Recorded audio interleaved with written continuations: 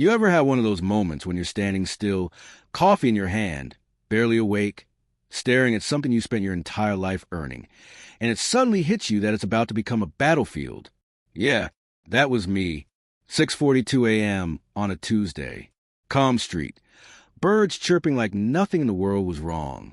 My yellow Aurelio GT, yep, Italian, obnoxiously loud, over the top, and gorgeous, parked quietly in my driveway like it had been every morning for the past 3 years. Then my phone buzzed. Email alert from the Cedar Pines Community Association. Subject line, notice of violation. Immediate action required. I hadn't even opened it, and I already knew. I just knew. See, my name's Daniel Carter. I'm 51 years old, retired Air Force logistics officer. Spent 24 years moving people and equipment through places most Americans can't spell, let alone find on a map. When I finally retired, I wanted peace. I picked a quiet suburb outside Raleigh called Cedar Pines. Bought my house in 2020. Planted tomatoes. Built out a garage workshop. Figured my fighting days were behind me. Turns out I was dead wrong. I tapped the email. Dear Mr. Carter, your vehicle has been parked outdoors longer than 72 hours in violation of Section 5.4. Please relocate immediately to avoid escalating fines. I laughed. Not a real laugh, more like a tired, defeated exhale.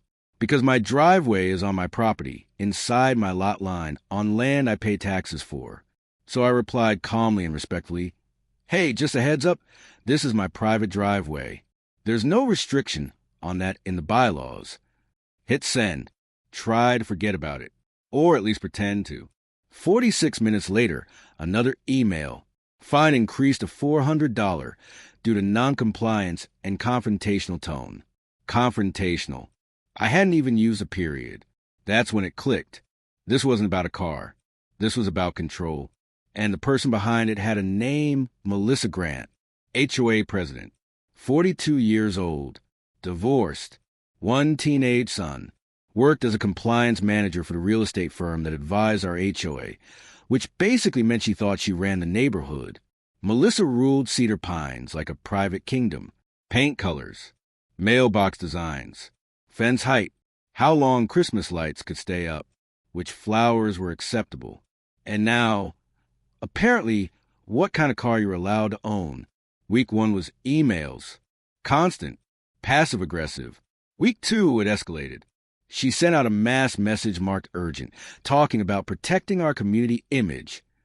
Very dramatic. She wrote about excessive displays of wealth, safety concerns, preserving neighborhood harmony, and somehow included a zoomed-in photo of my car, taken from across the street, mounted on an easel at an emergency HOA meeting. 4 people showed up, for out of 30 homes. Did that stop her? Not even close. She stood there like she was addressing Congress.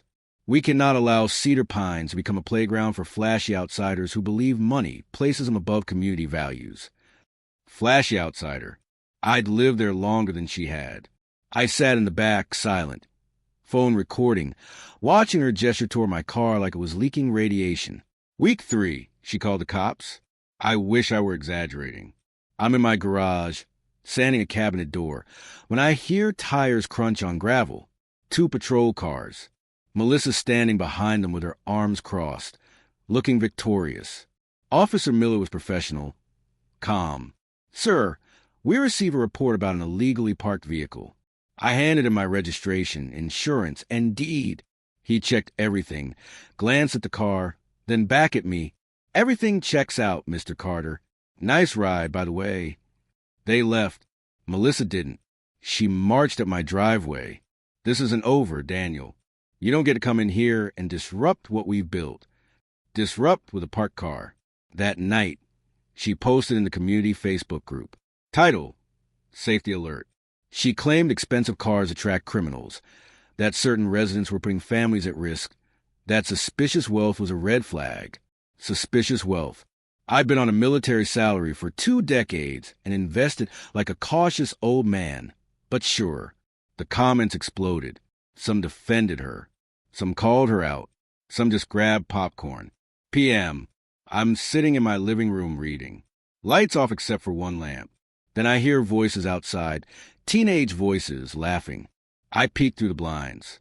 3 kids standing in my driveway, phones out, flashlights shining over my car. And right there's her son, Evan, live streaming. Yo guys, we're at this dude's house. My mom says this car is probably dirty money, so we're exposing him. Dirty money. I stepped outside. Hey, get off my property. Evan spins around, camera's still rolling. We're doing a community investigation. Bro, HOA authority. Authority. He was 16.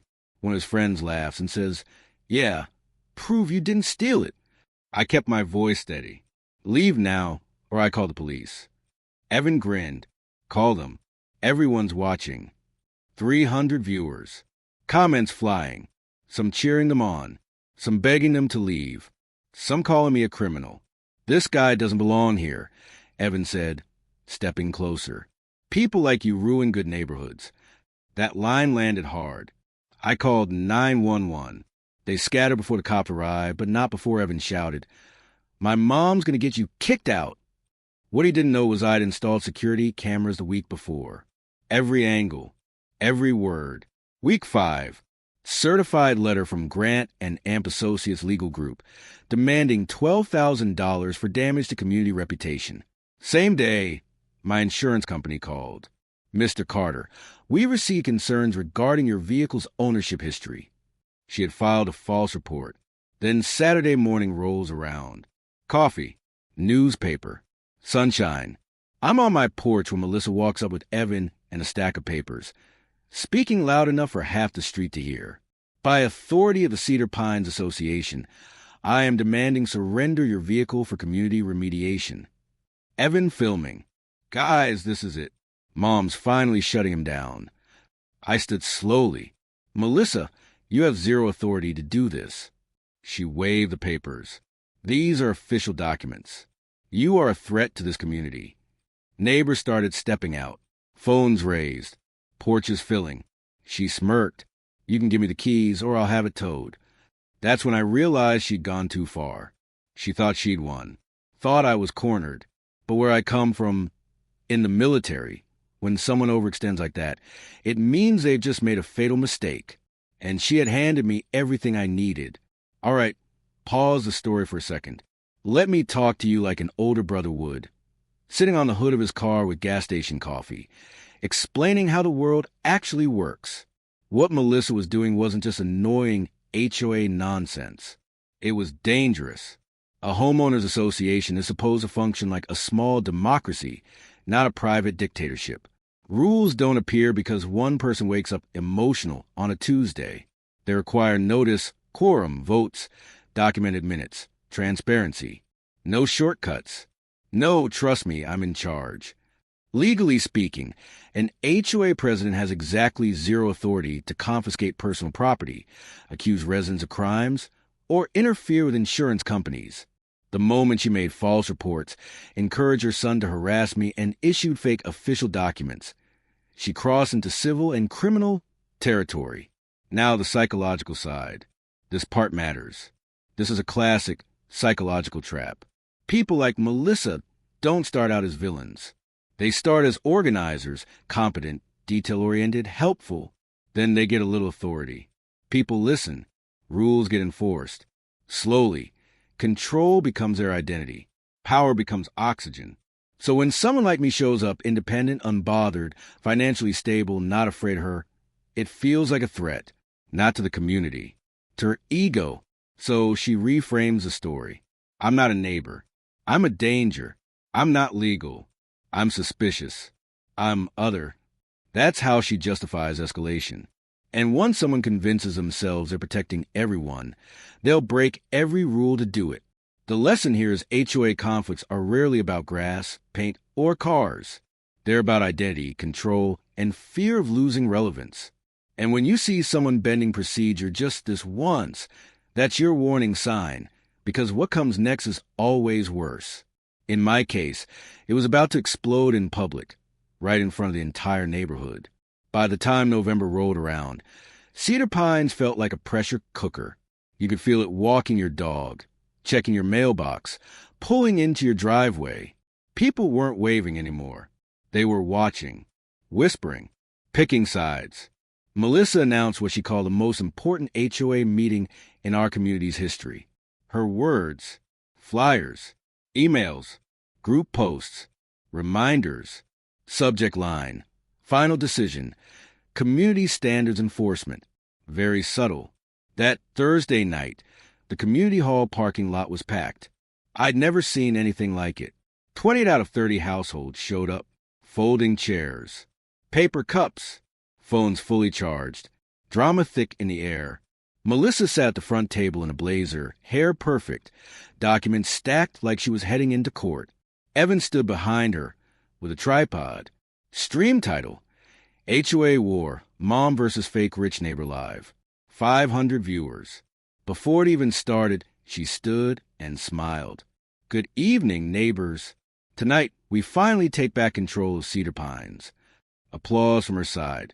We are voting on permanent restrictions against high-value vehicles and disruptive residents who believe they are above community standards. Then she looked straight at me. No hesitation. No shame. For months, I have tried to reason with Mr. Carter. I've sent polite notices, organized meetings, offered compromises.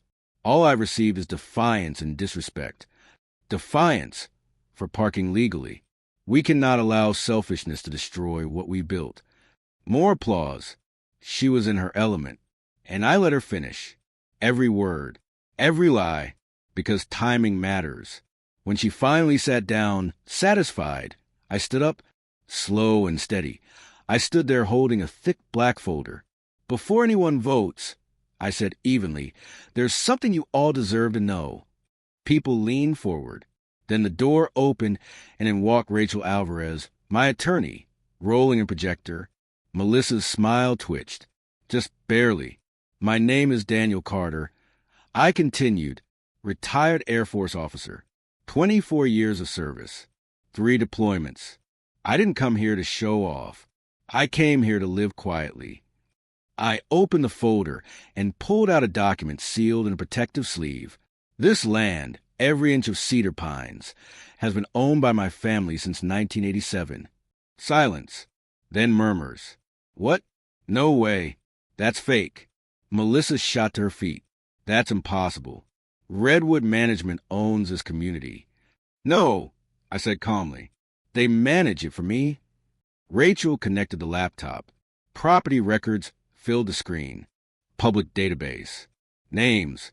Dates. Transfers. Contract expiration, December. Meaning Melissa's authority had expired. Fiction. Every rule passed without my consent, I continued, is invalid. Every fine is void. Every threat was illegal. Her face drained of color. Evan stopped streaming. The chat was exploding. Rachel stepped forward again. Next, we have evidence of financial misconduct. Bank statements appeared. Transfers from the HOA account to Melissa's personal account. $17,400. Labeled consulting fees. No consulting ever occurred. That's theft, someone shouted. That's our money. Click. Security footage. Evan live streaming. In my driveway. Melissa demanding my keys. Police reports. False insurance complaints. A clean, organized timeline. This constitutes harassment, defamation, abuse of authority, and fraud, Rachel said. Multiple felonies. People stood up. Voices rose. Angry. Then Mrs. Lopez spoke. Trembling. They fined us for speaking Spanish outside. Mr. Whitman talked about threats. An elderly couple described being forced to repaint. Twice. Story after story. Pattern after pattern. Then a man stood in the back. Mark, Evan's father. Melissa's ex-husband. She's always been like this, he said quietly. Control is everything to her. When I left, she tried to destroy me too. Melissa started crying. Not remorse. Panic. I turned to Evan. Your videos falsely accuse me of crimes. I said. That's libel. He bolted for the door, straight into 2 police officers waiting outside. Rachel had already arranged it. Officer Reynolds stepped in. Melissa Grant, you are being detained for investigation of financial fraud and harassment. Handcuffs clicked. Gasps. Phones rose. No one stopped them. Evan was escorted out too, crying, apologizing. "I'm sorry. I didn't know." After they left, the room went quiet. Heavy. I took a breath. This community was built on trust, I said, and it was abused. I looked around. We can rebuild it, but only if we do it together. 3 months later, court was over. Melissa received probation, restitution, and a lifetime ban from HOA leadership. Evan got community service and counseling. No jail, but real consequences. She sold her house and left quietly. He started volunteering at an animal shelter. Actually changed. Cedar Pines voted in a new board. Transparent. Open books. Secret ballots. Rachel helped rewrite the charter. I extended the management contract. With safeguards. My yellow Aurelio still sits in my driveway, but now kids ask about it. Neighbors bring donuts on Saturdays. We wash it together. Things became normal again. Peaceful. But this story was never really about a car. It never was. People always ask me the same thing. Weren't you scared? Scared of losing my house? Getting sued? Being labeled that guy? And yeah, some nights at 3 a.m., staring at the ceiling, replaying emails in my head, I was scared. Here's what I learned. Most bullies don't look like bullies. They wear blazers. They send professional emails. They hide behind words like policy, procedure, community values. And underneath all of it, fear. Fear of losing relevance. Fear of losing control. Fear of being ordinary. Melissa wasn't obsessed with my car. She was obsessed with what it represented. Independence. I didn't need her approval. I didn't orbit her authority. And to someone whose identity is built on power, that feels like disrespect. This is a psychological trap. When leaders confuse service with obedience, they stop listening. They stop questioning themselves. They rewrite reality to protect their ego. And then every disagreement becomes a threat. Every boundary becomes rebellion. Every neighbor becomes the enemy. Legally, this is a reminder that ignorance is expensive. People assume HOAs are untouchable. Don't argue. It's not worth it. That's how abuse survives. Every HOA member has rights. The right to inspect records, attend meetings, vote, challenge fines, and receive due process. Most people never use them because no one taught them how. Documentation is power. Every email I saved, every video I recorded, every receipt I archived, that wasn't paranoia. That was insurance. Truth doesn't scream. It waits. And when the moment comes, it speaks for itself. And Evan matters too.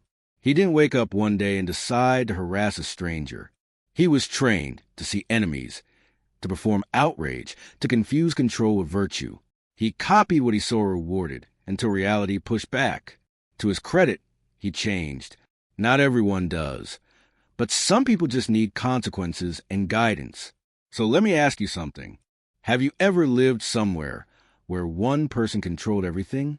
Where emails made your stomach drop? Where decorating your own home felt risky?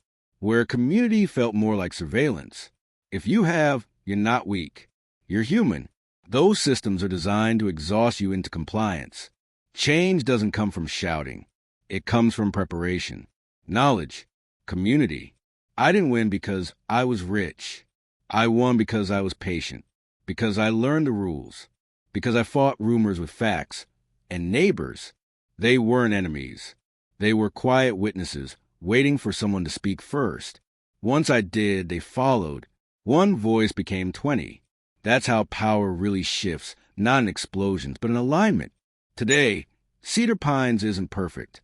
We still argue about trash cans and parking. Meetings still run too long. But now they're honest, transparent, human. My garage is open most weekends. Kids building birdhouses. Parents drinking bad coffee. Neighbors laughing. And that yellow car? It's just part of the scenery now. No drama. No symbolism. Just a reminder that standing up doesn't always mean standing alone. Sometimes it means standing long enough for others to realize they're not alone either. So if you're dealing with something like this, document, learn, connect. Don't isolate. And don't let anyone convince you that peace requires silence. It doesn't. It requires courage. Now I'm curious. Have you ever dealt with an HOA nightmare? A power-tripping manager? A neighbor who thought rules only applied to everyone else? Drop your story in the comments. Let's talk. Because the more we share these experiences, the harder it becomes for people like Melissa to hide in plain sight.